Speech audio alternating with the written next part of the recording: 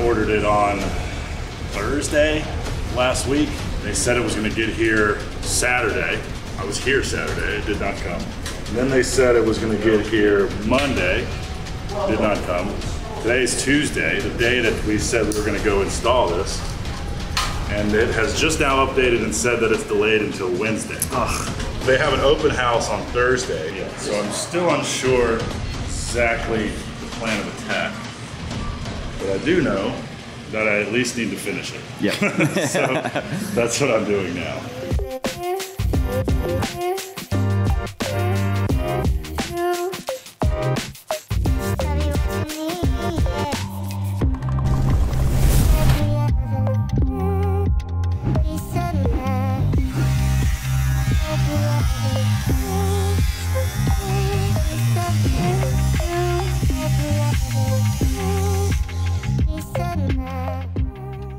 How's it cutting?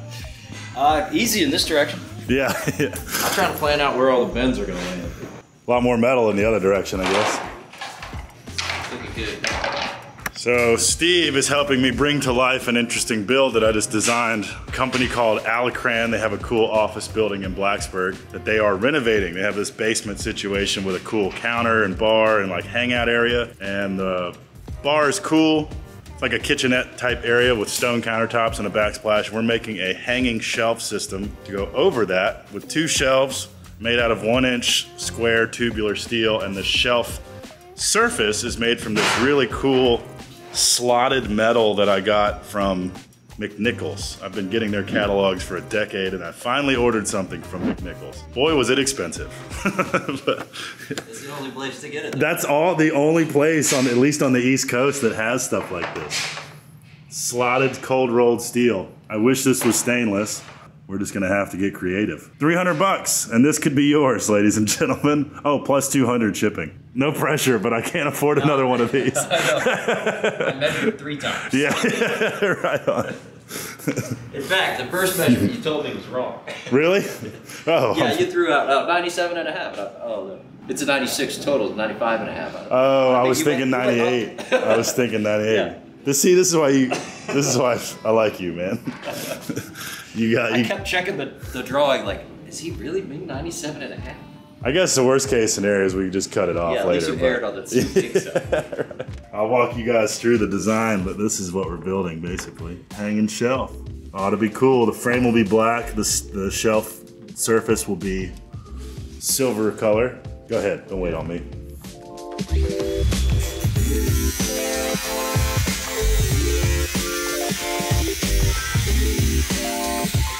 You just follow the line. Yeah, it's sort of a cut in between the lines situation. Yeah, just guide you. I always like the smell of burning wood when you're metal. Yeah, there's something about this, it feels very familiar. Yeah.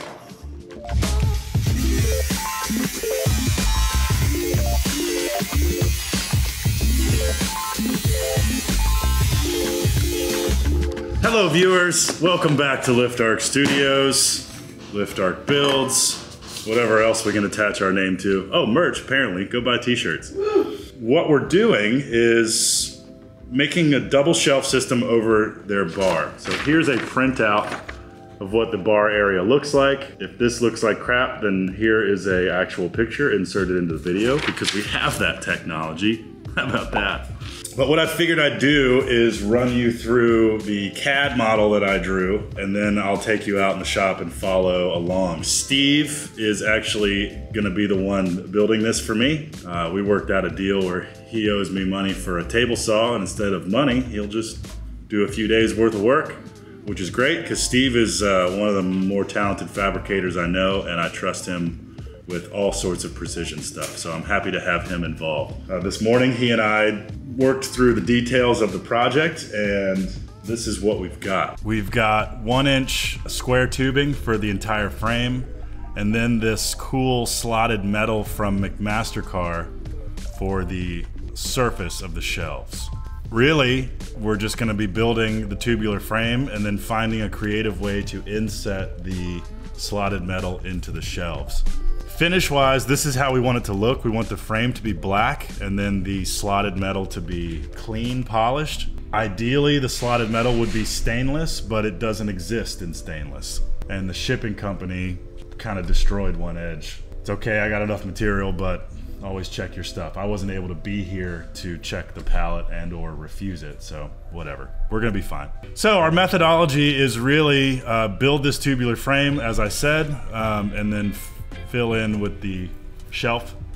Because the shelf top surface and the frame are gonna be two different finishes, we're gonna have to find a way to mechanically attach them later in order to avoid any sort of masking off dramas when it comes to paint this thing, which wouldn't be that bad, but it'd be cooler if we could mechanically attach this. The top plates here, up here, are gonna be how it attaches to the ceiling. We have two floor joists that we're gonna, or ceiling joists, you know, it's a floor if you're looking down, it's a ceiling if you're looking up, that we're gonna lag this into. So those top plates will have slots going left to right so that we can have a little bit of wiggle room in order to nail those joints. I measured fairly carefully when I was down there doing a site visit, so these should be in the right spot. And then around back, we're gonna have some feet here, you can see on the model.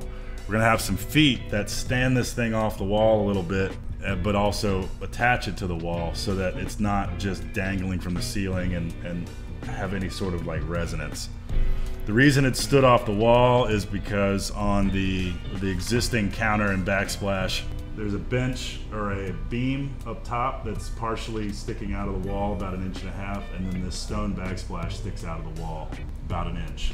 So we want to come off the wall about 1.5 inches, 2 inches to avoid those features. And that's about it.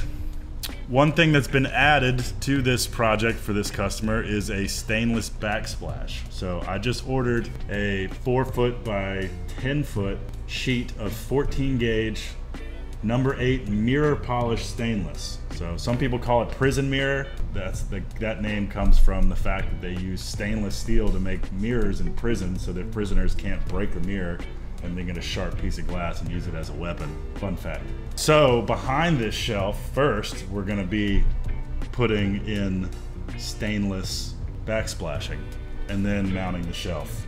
For the backsplash, I have to notch around 2 air vents and, you know, around here and behind the fridge on this side, and then wherever the outlet might be for the lights. So I also got these cool 110 volt LEDs from a company called Apollo LED or Apollo something. I just plug these directly into the wall. You don't need a ballast, you don't need a big power brick, you don't need anything. You just plug them directly into the wall. And they are rad. That's the plan, that's the project, that's what we're doing. The steel from BMG is gonna be here soon, the 1 inch to build the frame. And then while Steve starts building the frame, I'm going to go back out to the location in Blacksburg, measure super carefully for the backsplash because that was not part of the plan when I was out there last. So I wanna make sure I have everything correct for that. And while I'm out there, I'll be measuring again, and if I find any discrepancies in my first set of measurements, I will relay them to Steve and he can fix everything accordingly. That's the plan, let's do it. Thanks for joining us, let's go. Ooh, gotcha. That's what happens when you work. I didn't even notice I had that. That's what happens when you work with weird sheet metal. Wear your gloves, everyone. Yeah, or just be careful. Yeah, I don't even see the wound. Sure that's your blood? So what Steve and I are trying to figure out is how to bend this. I don't have a really long press brake. I have a 4-foot press brake, and I have this funky device on loan from Black Dog, which is a roller bender. You can set the depth by moving that carriage up and down the rods, and then it bends at the rollers. The Wuco bender. It works okay. It's a little tough sometimes. I don't think it's quite meant for 16 gauge, but it seemed like it fit over. Well, I think if we can get it in there, we're not really bending that much metal because all the perforations. Right. Yeah, and so what Steve's been helping with here is, this is a piece we're not using. These are the 2 pieces we are using. We're trying to figure out if we can locate the bends on the little connector pieces between the slots, because there's a lot less metal to bend if we bend it there versus bending it there. That would be almost impossible. And of course, 2 sides are gonna be easier to bend than the other 2 because we gotta bend these down. The reason we're bending any of this is we're gonna try to tuck the edges over so that it sits down in the tubular frame that we build. And we're bending it first because when we bend it, you know, it may be plus or minus an eighth compared to the perfect scenario in CAD. So if we bend these first, then we'll know how big to make our tubular frame. Because, you know, we want 14, but we might have 14 and an eighth or something because of the pattern of these and where the bends are located. A good idea from this fella here. Oh, you got your good finger. They can handle it. They're all adults. I'm used to the old show. Yeah. It was PG. Yeah, no, this is PG-13 at minimum. I think some people, I mean, Walker does bleep me like this. See, he bleeped it. So, again, we're gonna bend some things, wait till the steel gets here, and then I'm gonna run back out and measure again. Let's see how this goes. I'm gonna back it off just a bit. It just seemed like it wasn't. The rollers were landing too far ahead because you have to leave. You know, like when you bend pipe, you have to leave some for the bend. Right. The material that the bend eats up is different for everything. Yeah, and I'm trying to figure out exactly where we're gonna land on this. So what we dial in here is the flange. Yeah, and see, once I wrote that plus 330, I'm trying to remember what that refers. Like, how do I use that measurement? Yeah. I think that might be what you get plus. Like if you put your mark at the mark there, you get an extra bit of material because of the radius of the bend. Right. That's yeah. what I think it means. So in this case, we don't have to make these a perfect size because we're gonna fit the frame to this. Yeah. But I want to get the bend to land on the right location. That's right. Yeah. So I don't want to be in the middle of one of these solid ribs. I want to be back into. So that's all you're trying to dial in now is how to get the bend to happen. This is the one. It rolls on these. Yeah, that's right. So, and it just barely fits. Ooh, bent it. Look at that. That's a weird thing I didn't expect. See how this is like kicking out now? Yeah, you gotta like push it. Now I'm gonna have to fix that because it rides on those, but I guess it'll still be on these two when it gets to the edge. Try it again. Yeah, it's not the easiest thing to get started, but there you go. Yeah. All right. See how that it doesn't want to go in there because it's so tight. It must be made for 18 gauge, which is like all of sheet metal work is. So now 18. I'm pretty much where I want them to be, like just a little bit back off of that. But let's see what happens.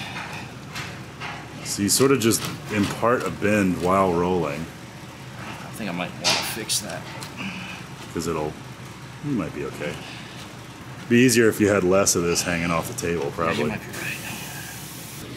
I hate to make this tool look bad because it really works great on a slightly thinner piece of sheet metal. Yeah, we're just misusing it, which is normal. It's normal around here. Yeah. It is doing it. It is. Well, it's like the metal's not smooth, so you have this like 1.25 inch checkpoint you're hitting. Yeah. But, you know, that's the easy way too. Yeah, this isn't gonna work.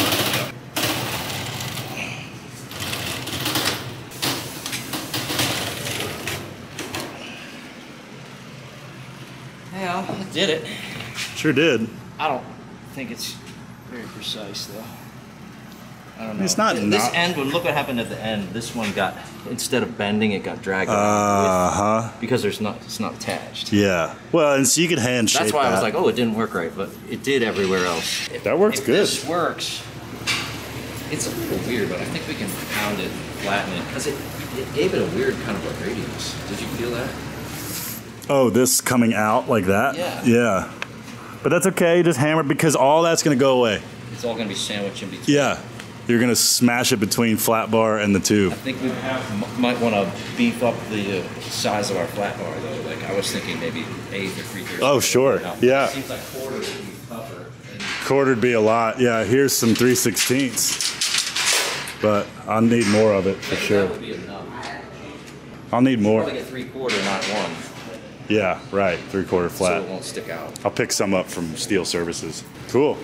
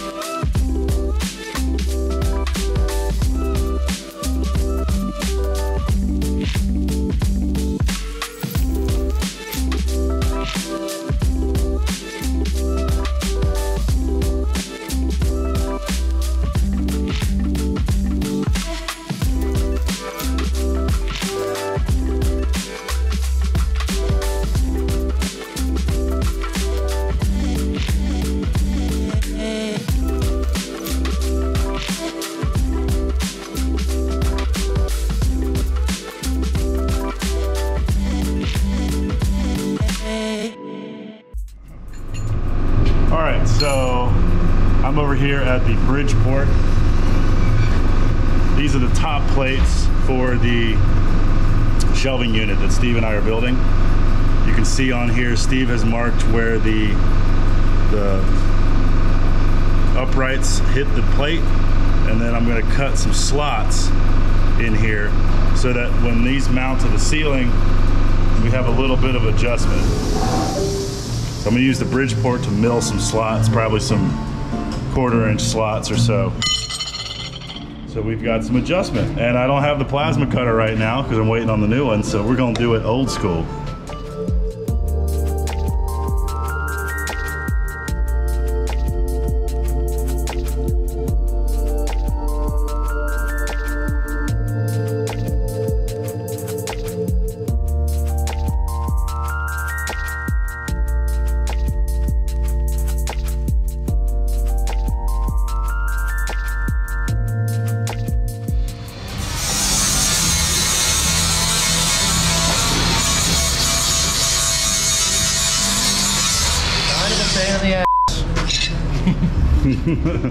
This has been a pain in the ass. Yeah. If only Steel Services or Alro Steel had some 3/4-inch flat bar in stock. Or I thought ahead. One of the two. Look at this. I was like, oh shit, look at that one. Oh my God. That came off the edge. I wonder if there's pressure, like tension in the... I bet there is. I don't know.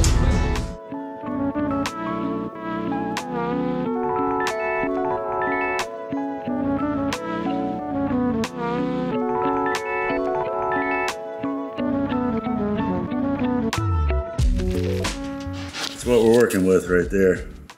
Number 8 mirror polish. There you go. Looks good. This will be the backsplash.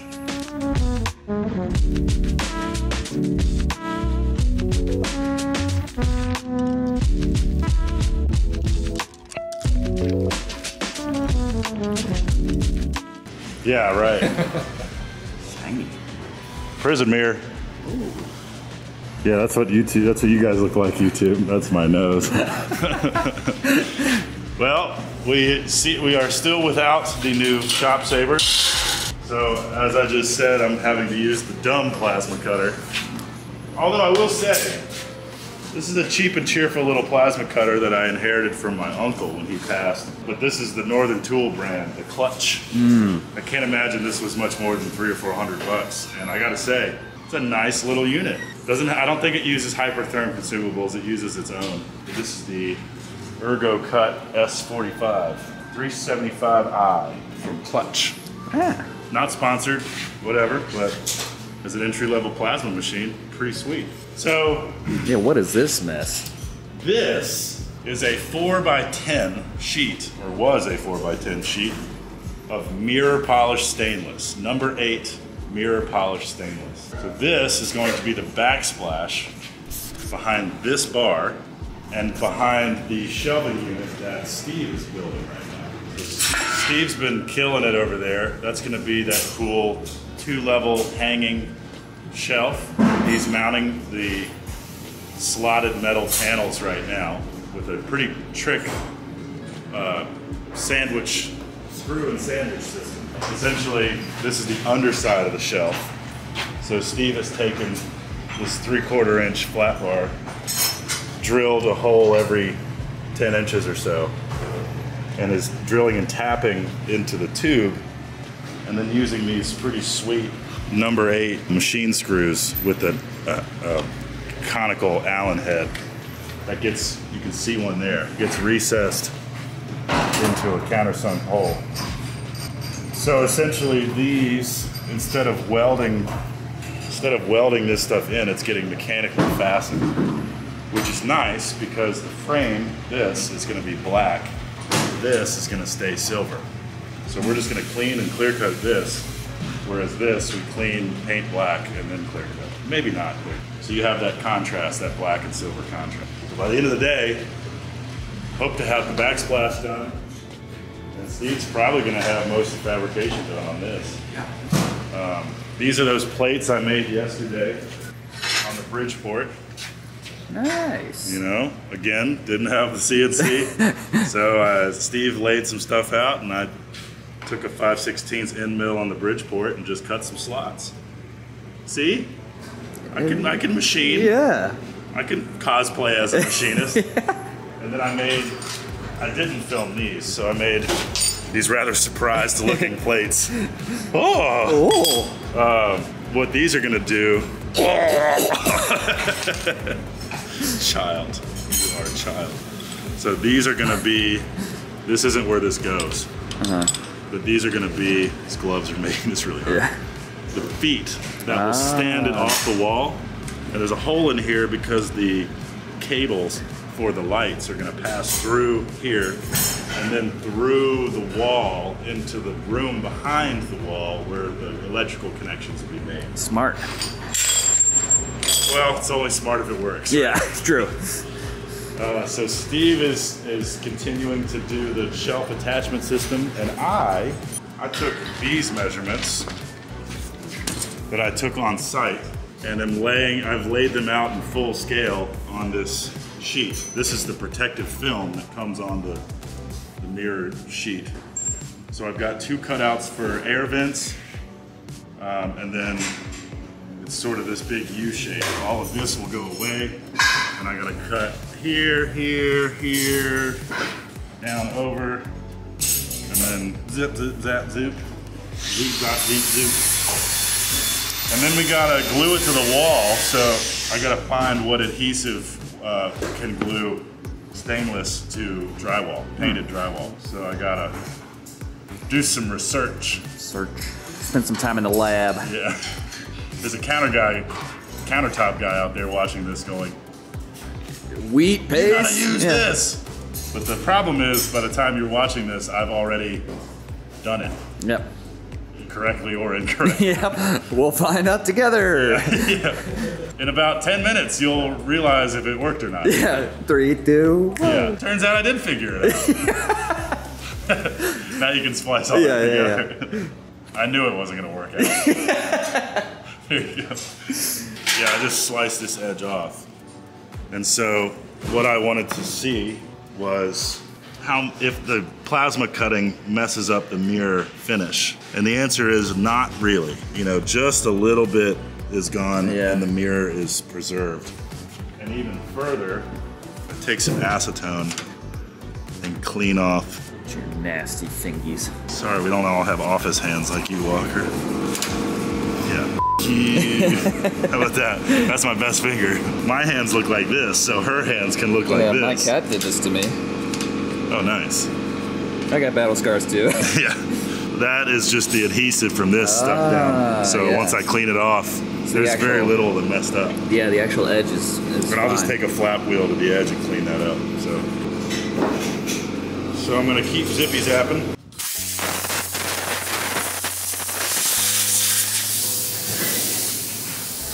It's got a strange smell to it. Yeah, it's burning vinyl. Oh, and it was over top of wood. Oh. I was slicing into the pallet. That's funny. Oopsie, forgot. Oopsie. It's okay.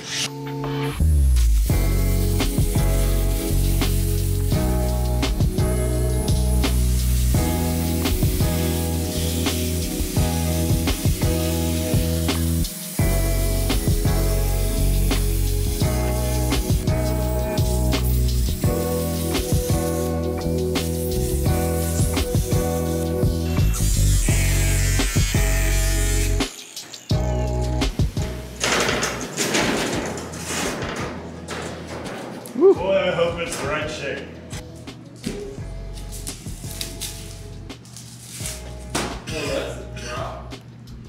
That's the backsplash. What could possibly go wrong? Well done.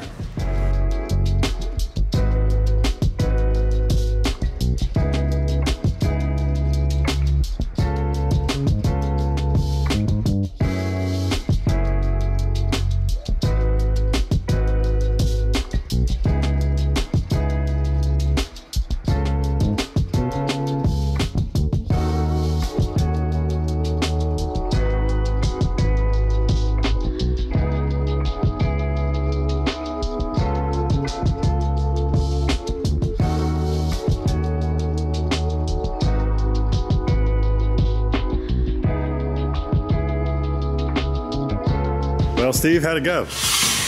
Good. The hardest part was bending those pans and making this fit pans. You're right. All TIG welded, handmade. Look at this guy overdoing it here. We got our holes to... Might do one final fit up just to make sure those holes line up. Sure. Yeah, yeah.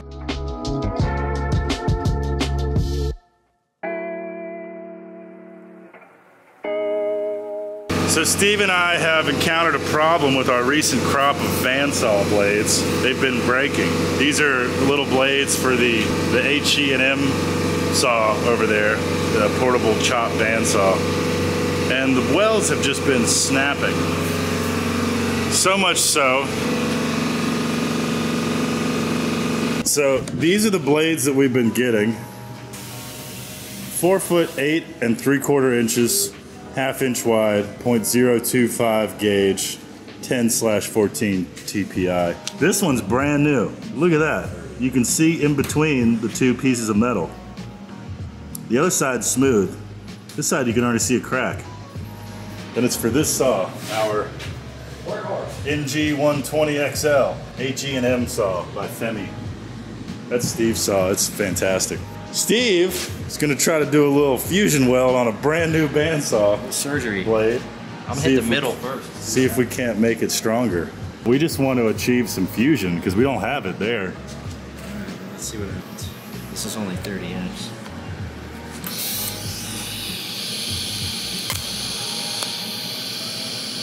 Did some fusion. Yeah. That's too small. Oh. Yeah, you need a pedal. I told you. I can do this on It's my... close to the edge. Yeah. Well, Yeah. that's a fuck blade. I can feel that. I'll try. You just brush some filler in there. Now the thing's heat soaked. Yeah, bump it down to, give yourself a little less there, 25 or so.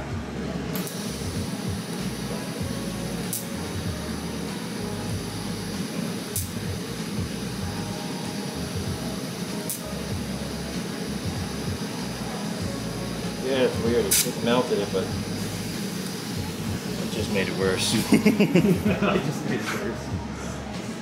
A little bit. It's okay. Well, we'll touch base with you in a minute. See what we figure out.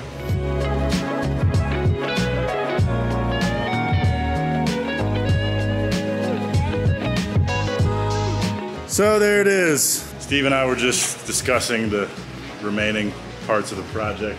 It's always that last 10%, right? Always that last 10%.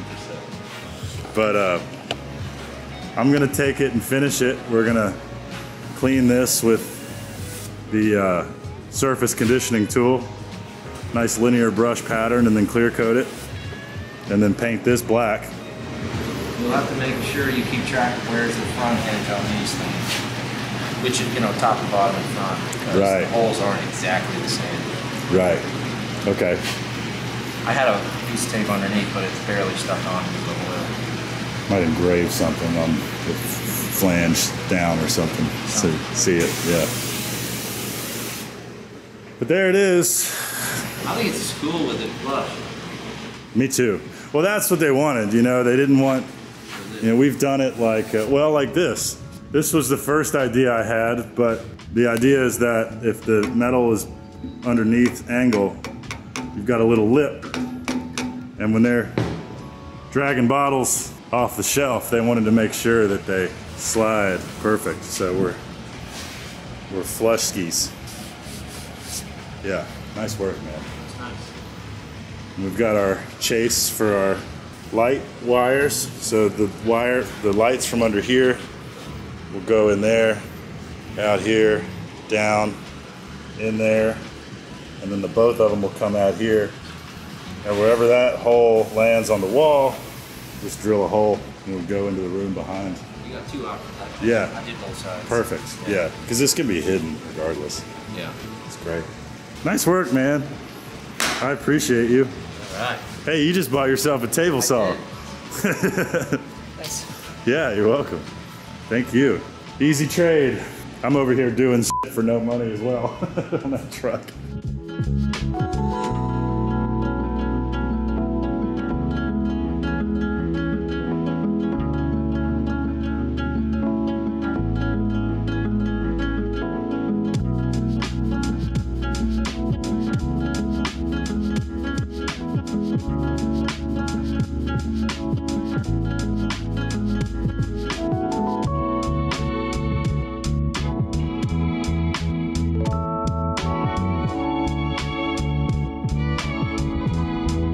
Coming down the home stretch here, I am painting the bomb squad and the sirens.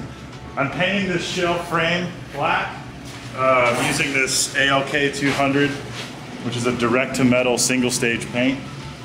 I'm just spraying in here because that's what I got. This stuff's pretty good, just making sure I don't get any runs. I'm kind of coming down to the wire. It's Monday and I got to install this tomorrow. It dries quick. It's already dry to the touch. I sprayed it like 20 minutes ago. And you can recoat. This stuff's kind of cool. I get to shout out to Blue Ridge Color Company here in Roanoke. But I'm sure you can get this elsewhere. If you don't use a hardener, it's dry to the touch in 15 to 30 minutes, dry to handle in an hour, and I can recoat anytime before 6 hours. So it's an oil-based paint, and the way it works is, the paint particles are dissolved in a solvent, and when the paint dries, that's the solvent evaporating, and that's why oil-based paint stinks. Sorry, Walker. Yeah, it's okay. Also, sorry, future me. Yep. But that's the reason why you can't recoat after a certain amount of time. I'm not a chemist, but anyway, that's how all that's calculated. So I've got 2 coats on this, probably gonna flip it and do one final wet coat and be done with that. And then I've got these shelves, which if they were stainless, I wouldn't have to do anything, but they don't, I almost said serve. They don't sell these in stainless. So in order to keep this look, I need to just scuff it and clear coat it. But that'll be quick, I'll do that with the rattle can. So we're almost done. Over here I have the backsplash done. This is the back side. I've just scratched it up so that the glue has something to stick to. The front side, of course, is Mirror finish. Mirror finish. Let's see how much of a pain this is to peel off. Yeah, I'm guessing this other side is not peeled yet. No. Yeah, the other side still has the protective film on it. Look at that shit. Woo. That is going to be really fun to try not to get fingerprints on tomorrow. Yeah, look. Well, what we're going to do is glue it and then peel. Very last thing we'll do is peel it. God, look at that. Dude, that's so reflective. Doesn't that look like glass? It does. It's crazy that that's metal. Other than like the slight, actually, I don't know. It's kind of perfect. Every now and again you get like a fun house effect. Yeah, exactly. Like there's this like a slight bend. Yeah. Like concavity. That's what you guys look like. Look yourself in the mirror. I'm ugly. No, you're not. Nailed it. Nice shot.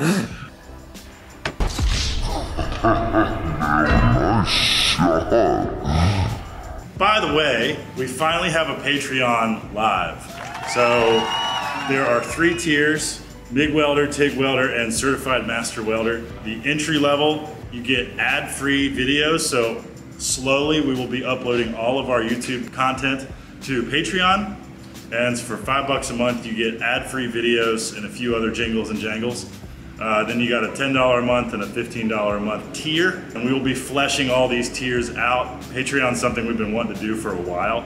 It's a really cool site for creators to take control of the monetization process and be able to connect directly with the fans, the viewers, the supporters, the subscribers. You guys, the people that make us get out of bed every morning and do this kind of thing. Exactly. So Walker has helped me bring that to life now, and it's starting to look good. There's all sorts of perks in there, including on the top tier, there's gonna be some pretty exciting stuff. So go to patreon.com/LiftArcStudios, join the family. Yeah. Whatever, we gotta come up with a silly name for our I know. patrons. The team. Get your name in the credits. Credits. We got a Discord server The for Discord server is gonna be that's an exciting fire. one. It's gonna be lit. Yeah, Tay and I have literally already started sharing memes with Dude, each other in there. It's the most exquisite meme pool there is, along with other bonus things. A lot. So you can be involved on inside projects like how-to videos, merch, that kind of thing. Yep. Flesh gets better every day. Yeah, exactly. So obviously subscribe to YouTube, like, comment, all that stuff. But if you want to graciously support us further, the Patreon's a great way to do that. So thank you in advance. And of course, we still have long sleeve tees. I know it's getting hot. I keep pointing at these, but they're not these. They're the navy heather ones. They're really comfortable, stretchy ones. Everything from small to 3X. Go to liftarcstudios.com and buy you some of those. Stickers as well. We have a limited quantity of magnets. Do we want to? We do have magnets. I'm just gonna start throwing those in random orders. Hey, there you go. You buy a t-shirt, you might get a magnet for free. You might get a magnet. You might get 12 magnets. Walker and I have a habit of just throwing magnets all over the place. Yeah. And I just want to get rid of them. Yeah. So get on there, do that thing, and thank you. Yeah, more to come. More to come. Back to the regularly scheduled programming. Yeah. Whee!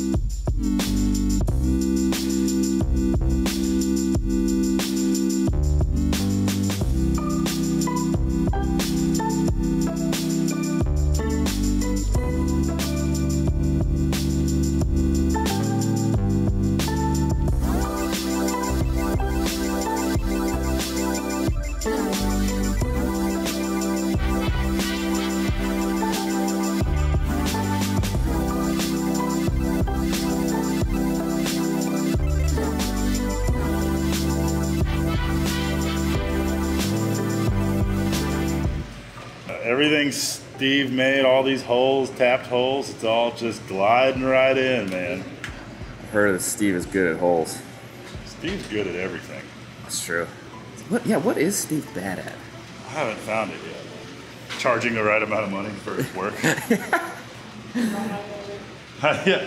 Well, we were covering you compliments. Yeah. He goes, what is Steve bad at? I'm like, I have no idea. I'm trying to think of something that you're not good at. I think Tay nailed it. Yeah. Charging the right amount of money. Underselling myself. Yeah. I'm good at that too. You're good at that. Yeah. If you frame it the right way, you're really good. Still. It's all about how you look at it. Yeah. Painted it last night. Looks sharp, man. Painted the frame black, obviously. These were clear coated. Yeah, these look great.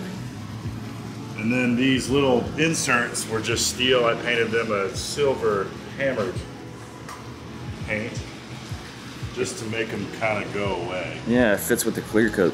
Fantastic. Yeah. So everything just screws in from the inside, all clean, such. And it's upside down right now, so top is flush. That's the goal. Dude, this is gonna be the fanciest. Whenever there's cocktails or drinks on here, it's gonna look so good. I'm really excited. Apparently the client's extremely excited as well. We do have a problem, however. So a late addition to this project was that stainless backsplash. And I had to do some research to figure out what kind of adhesive is best for gluing stainless to painted drywall. And after every search I did, this one product kept coming up. It's a Titebond advanced polymer adhesive. You can only buy it in a 3.5 gallon bucket and it costs $175. But it's apparently the best stuff out there for gluing stainless to drywall. And I had to order it because no one has it in stock. And the place that said it would get here the fastest was Ace Hardware, actually. I ordered it on Thursday last week. They said it was going to get here Saturday. I was here Saturday, it did not come. And then they said it was going to get here Monday, did not come. Today's Tuesday, the day that we said we were going to go install this. And it has just now updated and said that it's delayed until Wednesday. Ugh. So I've explained all this to the client. I've sent them the stuff I'm after. I've explained how really nothing in a big box store will do, because I'm not a countertop backsplash guy. Yeah, it's not something you just have. Yeah, and I don't want to try something like liquid nails or whatever, and then a week later this backsplash falls off the wall. I told them I could go, so they have an open house on Thursday, so I told them I'd come install this without the backsplash, so they have it for the open house, and then come install the backsplash when the adhesive is in. And I haven't heard back from them yet, so I'm still unsure. exactly the plan of attack. But I do know that I at least need to finish it. Yeah.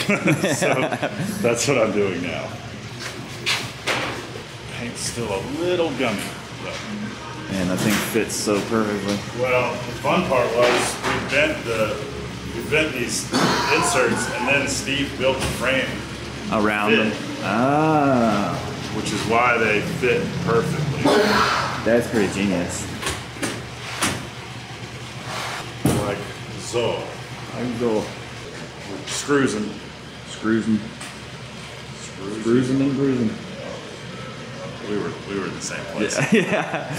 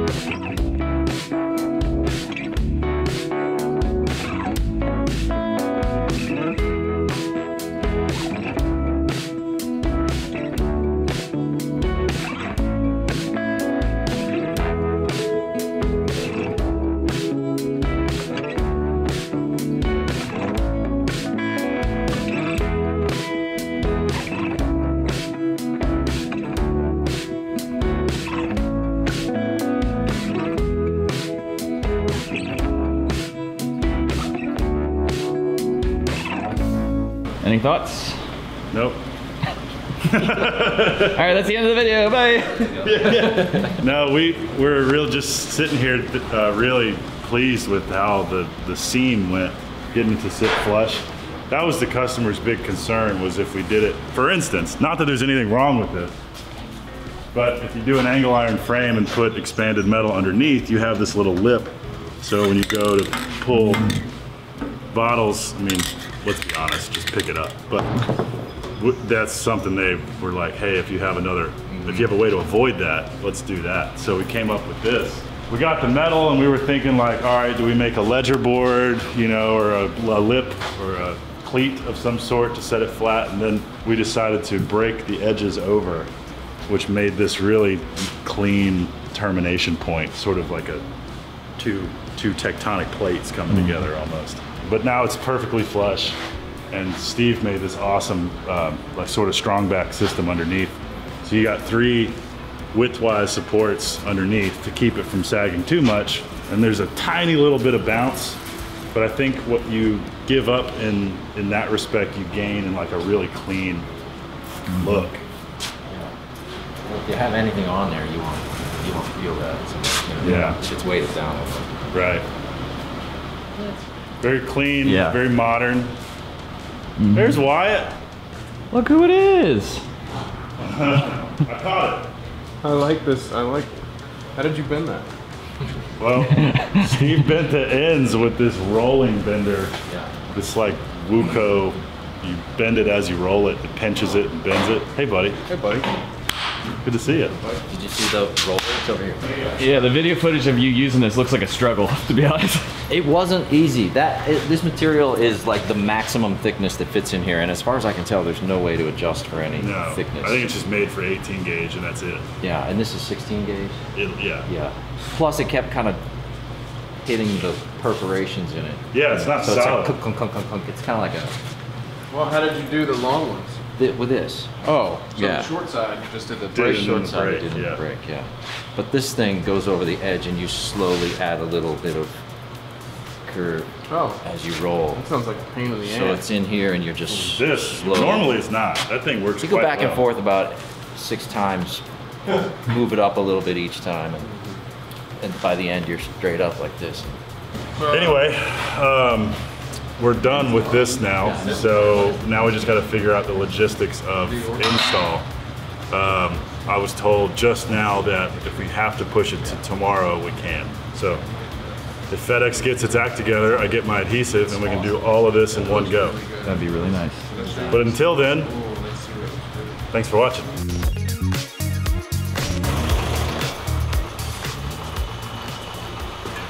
Whoa! Oh God.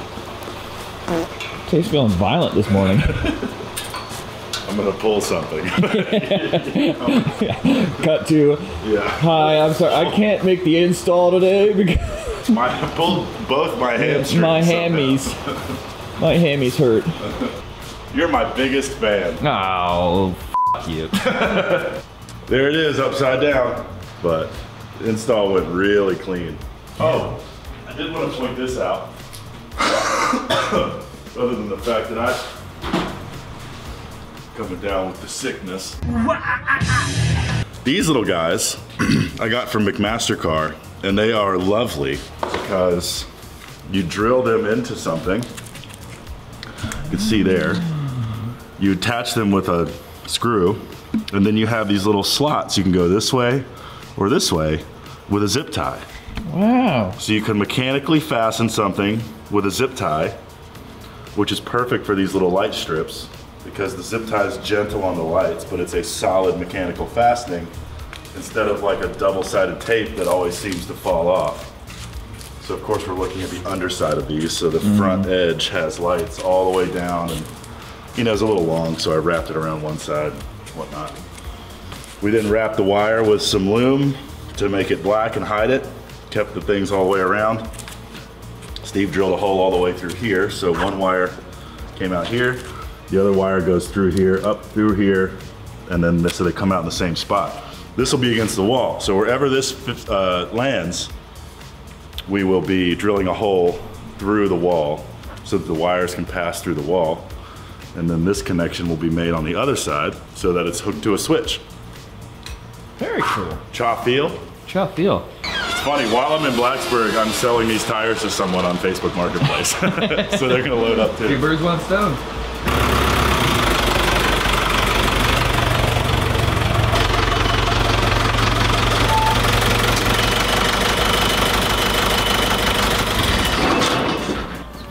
You've done this quite a few times. Yeah, like threading a needle with a sausage.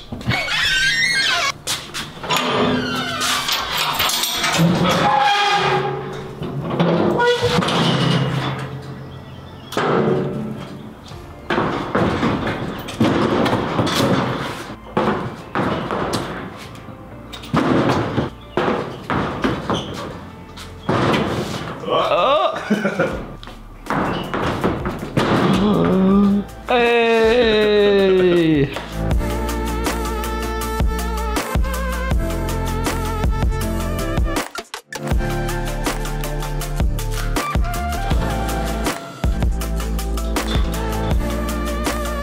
Alright, gotta get a giant piece of sheet metal over here. Should we take this opportunity to respond to a random YouTube comment? Sure. From Dan Bergson, commented on the Why It's Wild Journey to Become a TIG Master video when he made his cart for his TIG welder. Dan said, "Why am I learning math? I will never use this in real life." True. And thus concludes the Yeah. random comment segment. There's a chance. This way. But there may not be a chance. I'm gonna wait. Look, it's a bucket of advanced polymer panel adhesive. It's for adhering panels in an advanced polymer kind of way. That's it. Feeling a little sicky, that's for the mask. Steve's birthday. It is Steve's birthday. Everybody in the comments I'm say- dragging him to Blacksburg. 29 years old today. 29, dude. Oh, I should have brought you the balloons. A rough looking 25, yeah. See ya. All right, drive safe, you guys. Bye.